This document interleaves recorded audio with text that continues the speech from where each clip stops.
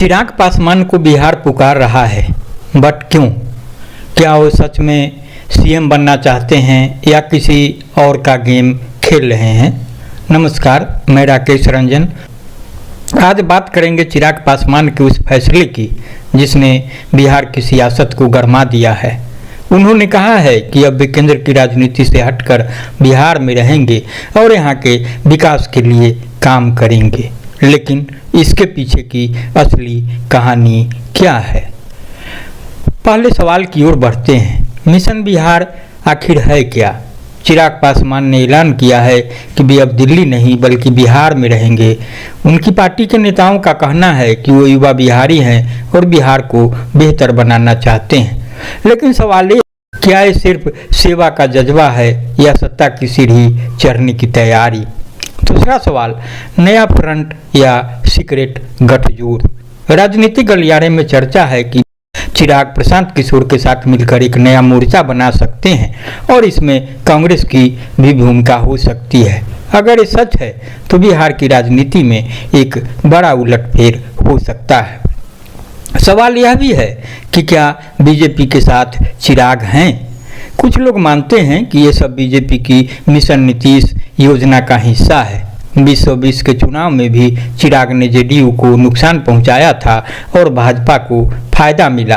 क्या वही कहानी फिर से लिखी जा रही है? चिराग पासवान लोक जनशक्ति पार्टी के संस्थापक रामविलास पासवान के बेटे हैं। उन्होंने राजनीति में अपने पिता की विरासत संभाली, लेकिन पिछले कुछ वर्षों में वह यह साबित करने की कोशिश कर रहे हैं कि अब खुद एक स्वतंत्र और प्रभावशाली नेता हैं। बिहार की राजनीति में सक्रिय होना शायद इसी लक्ष्य की दिशा में उठाया गया कदम है। मुख्यमंत्री बनने की इच्छा को ही इससे जोड़ा जा रहा है। कई चर्चाओं में यह दावा किया जा रहा है कि चिराग प्रशांत किशोर के साथ मिलकर बिहार में एक नया राजनीतिक मोर्चा खड़ा कर सकते हैं। इस मोर्चे में कांग्रेस की भी भूमिका हो सकती है, जो चुनाव के वक्त साथ आ सकती है। कांग्रेस ने हाल के दिनों में जो मुहिम चला रखी है, खासतौर से बिहार में, और राजद से रिश्ते को लेकर जो कयास लगाए जा रहे हैं, उससे इस कयास को भी बल मिल रहा है। तो यह फ्रंट बिहार की पारंपरिक राजनीति को चुनौती दे सकता है और युवाओं को एक नया विकल्प देने की कोशिश कर सकता है। एक और चर्चा यह भी है कि भाजपा नीतीश कुमार पर पूरी तरह भरोसा नहीं कर रही और उसे बिहार में एक नया चेहरा चाहिए। चिराग पासवान इस रणनीति के तहत आगे लाए जा सकते हैं। 2020 के विधानसभा चुनावों में चिराग की पार्टी ने जदयू के खिलाफ उम्मीदवार उतारकर भाजपा को अप्रत्यक्ष रूप से फायदा पहुंचाया था। क्या 2025 में भी कोई ऐसा ही समीकरण दोहराया जाएगा?